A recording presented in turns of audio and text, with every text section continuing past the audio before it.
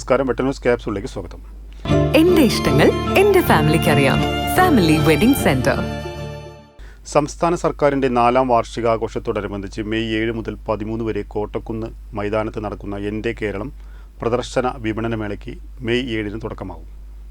വൈകിട്ട് 3 മണിക്ക് കായിക വകുപ്പ് മന്ത്രി വി അബ്ദുറഹ്മാൻ കോട്ടക്കുന്നിലെ പ്രത്യേകം സജ്ജീകരിച്ച വേദിയിൽ ഉദ്ഘാടനം ചെയ്യും. എൻ്റെ കേരളം പ്രദർശന വിപണന മേളയ്ക്ക് മെയ് 7 തുടക്കമാവും. വൈകിട്ട് 3 മന്ത്രി വി അബ്ദുറഹ്മാൻ ഉദ്ഘാടനം ചെയ്യും. പ്രദർശന സ്റ്റാളുകളുടെ ഉദ്ഘാടനവും മന്ത്രി നിർവഹിക്കും.